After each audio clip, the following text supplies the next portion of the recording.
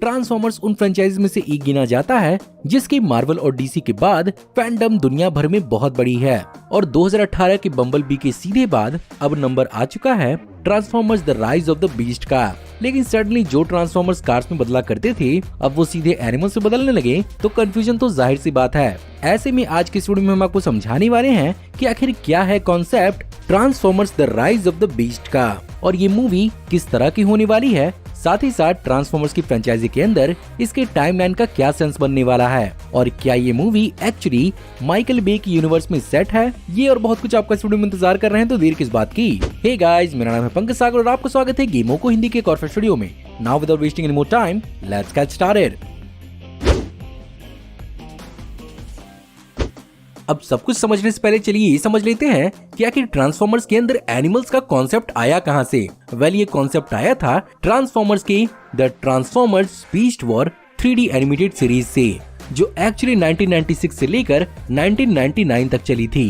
Actually यहाँ पर ये एनिमेटेड सीरीज सीक्वल है लेट 80s और अर्ली 90s के ट्रांसफॉर्मर्स दी एनिमेटेड सीरीज का, जहां पर एक्चुअली ट्रांसफॉर्मर्स की एक कहानी रिवॉल्व करती है फ्यूचर में 300 साल आगे, जहां पर ऑटोबॉट्स के डिसेंडेंट्स मैक्सिमल्स के नाम से जाने जाते हैं, वहीं पर डिसेप्टिकॉन्स के डिसेंडेंट्स प्रेडेकॉन्स के नाम से जाने जाते हैं। और प्रेडेकॉन्स और मैक्सिमल्स की एक लड़ाई के दौरान दोनों ग्रुप्स गलती से अर्थ की प्री हिस्टोरिक टाइम में टाइम ट्रेवल करते हैं। और जैसा कि प्रेडेकॉन्स और मैक्सिमल्स अर्ली ट्रांसफॉर्मर्स की कई आगे की पीढ़ी थी, वो लाइव एनिमल्स को भी मिमिक कर सकते हैं, जिसके कारण वो धरती पर बसे कई सारे एनिमल्स को स्कैन करते हैं और एक्चुअली उन्हीं के रूप में हर जगह पर ट्रांसफॉर्म होते हैं।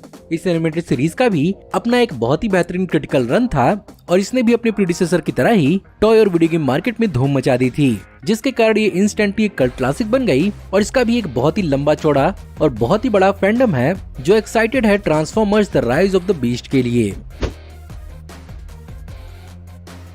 अगर बात की जाए transformers the rise of the beast की, तो ये movie actually the bumble B movie की एक फॉलो अप होने वाली है, जो बेसिकली पूरे के पूरे ट्रांसफॉर्मर्स फ्रेंचाइज का एक kind of a prequel slash reboot था, जिसके कारण ये कहानी एक्चुअली 1994 की ब्रुकलिन में सेट होगी, जहां पर कुछ आर्कियोलॉजिस्ट्स ट्रांसफॉर्मर्स की इस मैसिव लड़ाई के अंदर फंस जाएंगे, जहां पर एक्चुअली इस मूवी के अंदर ऑटोबॉट्स के साथ साथ द मैक्सिमल्स, प्रेडेकॉन्स और टेराकॉन्स भी दिखेंगे। अब आपने द मैक्सिमल्स और प्रेडेकॉन्स के बारे में तो जान लिया, लेकिन टेराकॉन्स एक्चुअली डेड ट्रांसफॉर्मर्स को कहते हैं जो डार्क एनर्जॉन की एनर्जी के साथ इन्फ्यूज होकर रीएनिमेट होते हैं। और यहाँ पर यही रीजन है कि यहाँ पर कुछ ही प्रेडेकॉन्स के दिखने के बावजूद भी उनके पास पूरी की पूरी एक आर्मी द टेराकॉन्स की होने वाली है, जिसके खिलाफ ऑटोबॉट्स और मैक्सिमल्स लड़ते हुए दिखेंगे।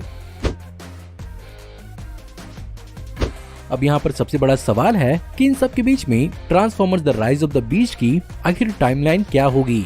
जहाँ तक इस बात का अंदाजा लगता है कि transformers the rise of the beast actually खुद को माइकल बे की मूवी के प्रीक्वल की तरह साबित करने की कोशिश कर रही है। लेकिन ऑनेस्टली अगर देखा जाए तो माइकल बे की मूवीज और ओरिजिनल बम्बल बी मूवी के कंटिन्यूएशन में बहुत सारी कंफ्यूजन है। फॉर एग्जाम्पल, माइकल बे की यूनिवर्स के अंदर साइबरट्रॉन की लड़ाई को इंसानियत से हजारों सालों पहले दिखाया गया था। वहीं पर अगर बात की जाए बम्बल बी मूवी की, तो इस मूवी के अंदर एक्चुअली ऑटोबॉट्स और डिसेप्टिकॉन्स की लड़ाई को 80s के जमाने में दिखाया गया था, जहां पर एक्चुअली बम्बल बी तबाह होते हुए साइबरट्रॉन से भागकर धरती पर आता है। और अगर ये मूवीज एक्चुअली माइकल बे की यूनिवर्स के अंदर एग्जिस्ट करते हैं, तो इस बात का जवाब अब तक नहीं दिया गया है कि बम्बल बी एक्चुअली वर्ल्ड वॉर 2 के जमाने में माइकल बे की मूवीज में 40s में क्या कर रहा था। साथ ही साथ हजारों सालों पहले ट्रांसफॉर्मर्स के इंसानियत के साथ एनकाउंटर का क्या सेंस बनता है। हो सकता है कि इस मूवी के अंदर इस बात को एक्सप्लेन किया जाए कि मैक्सिमल्स और प्रेडेकॉन्स एक्चुअली बम्बल बी से भी पहले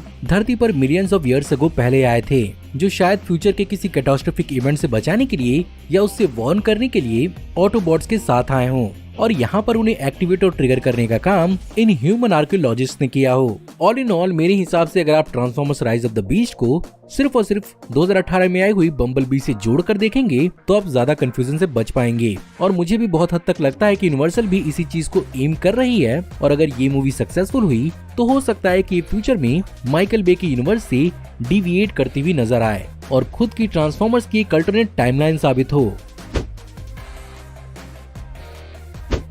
अगर बात की जाए इस मूवी में दिखने वाले कास्ट और कैरेक्टर्स की, तो यहाँ पर एंथनी रामोस नोआ का रोल प्ले करते हुए नजर आएंगे, जो बेसिकली न्यूयॉर्क में रहने वाला एक एक्स मिलिट्री इलेक्ट्रॉनिक एक्सपर्ट है। साथ ही साथ यहाँ पर डोमिनिक फिशबैक एक्चुअली एलेना का रोल प्ले करते हुए नजर आएंगी, जो बेसिकली एक आर्टिफैक्ट रिसर्चर है म्यूजियम के अंदर। इनके अलावा अगर बात की जाए ऑटोबॉट्स की, तो यहाँ पर पीटर कलिन ऑप्टिमस प्राइम की आवाज में वापस आ रहे हैं, जिन्होंने शुरुआत से ही ऑप्टिमस प्राइम को अलग अलग मीडियम के अंदर अपनी आवाज दी है। इसके अलावा बम्बल भी हमें देखने को मिलेगा, लेकिन मोस्ट प्रॉब्ली वो यहाँ पर अपने साइलेंट फॉर्म में ही होगा। साथ ही साथ यहाँ पर पीट डेविडसन एक्चुअली हमें ऑटोबॉट मिराज के रूप में दिखेंगे, जिसका ओरिजिनल सीरीज के अंदर काम ही था मिराज यानी छलावा क्रिएट करना। साथ ही साथ हमें यहाँ पर पहली बार क्लियर वर्जन रिबूटेड आरसी का भी देखने को मिलेगा, जिसे यहाँ पर अपनी आवाज यूट्यूबर लाइजा कोशी देंगी। इसके अलावा क्रिस्टियो फर्नांडिस हमें व्हील जैक के रूप में दिखने वाले हैं, जो बेसिकली एक ऑटोबॉट साइंटिस्ट और मैकेनिक है, और ये एक्चुअली हमें माइकल बे की transformers the dark of the moon के अंदर भी देखने को मिला था, लेकिन इसका लुक इस मूवी के अंदर कम्प्लीटली डिफरेंट है। इसके अलावा जॉन डिमैगियो हमें स्ट्रेटोस्फीयर के रूप में देखने को मिलेंगे, जो बेसिकली एक ऑटोबॉट सोल्जर है, जो खुद को एक कार्गो प्लेन में चेंज कर सकता है और ऑटोबॉट्स को ट्रांसपोर्ट कर सकता है। वहीं पर अगर बात करें मैक्सिमल्स की, तो यहाँ पर Ron Perlman actually Optimus primal के रूप में दिखेंगे, जो बेसिकली मैक्सिमल्स का लीडर है और एक्चुअली ऑप्टिमस प्राइम का एक स्पिरिचुअल सक्सेसर। वहीं पर डेविड सेबेलोव राइनॉक्स को वॉइस देंगे, जो बेसिकली इस ग्रुप का मसल और ब्रेन दोनों है, और ये बेसिकली एक राइनोसरस में ट्रांसफॉर्म होता है। वहीं पर मिशेल यू एयर रेजर को अपनी आवाज देंगी, जिसे द मैक्सिमल्स की हार्ट ऑफ द ग्रुप माना जाता है। वहीं पर अगर बात की जाए टेराकॉन्स की, तो यहाँ पर मेजर 3 टेराकॉन्स को अब तक रिवील किया गया है, जहाँ पर स्कॉर्ज को अपनी आवाज पीटर ड्रिंकलेज देते हुए नजर आएंगे, जहाँ पर ये वैसे तो मूवी के अंदर एक ट्रक के रूप में दिखेगा, लेकिन एनिमेटेड शोज के अंदर ये बोट्स और जेटस्की में बदलता था। वहीं पर दूसरी तरफ मिकेला जी रॉड्रिगस एक्चुअली नाइट बर्ड को अपनी आवाज देंगी, जो बेसिकली स्कॉर्ज की एक राइट हैंड है और इसके पास एज अ वेपन एक नंचक होता है। और फाइनली हमें देखने को मिलेगा बैटल ट्रैप, जिसे अपनी आवाज यहाँ पर डेविड सोबोलोव देंगे। सो गाइज, ये था एक explanation video transformers the rise of the beast का। मैं इस मूवी के लिए पर्टिकुलरली बहुत ज्यादा एक्साइटेड हूँ एंड डेफिनेटली मुझसे इंतजार नहीं हो रहा है। भाई द वे, आज की वीडियो में आपने नोटिस तो कर ही लिया होगा कि मैंने कुछ नया ट्राई किया है। अगर आपको आज की वीडियो पसंद आई हो तो प्लीज वीडियो को लाइक जरूर करिएगा। साथ ही साथ हमें कमेंट जरूर बताइएगा कि आप इस वीडियो के बारे में क्या सोचते हैं, और तो आप transformers the rise of the beast के बारे में क्या सोचते हैं। हमारी आने वाली ऐसी ऑसम वीडियोस को देखते रहने के लिए हमारे चैनल को सब्सक्राइब करिए, बेल वाले आइकन को दबाइए और हमारी वीडियोस को बिना मिस किए एंजॉय करते रहिए। और अगर आप चाहें तो इस वीडियो के लिंक को अपने दोस्तों के बीच में जितना उसके उतना शेयर करें। Thank you for watching, see you in the next video. Till then take care, good bye.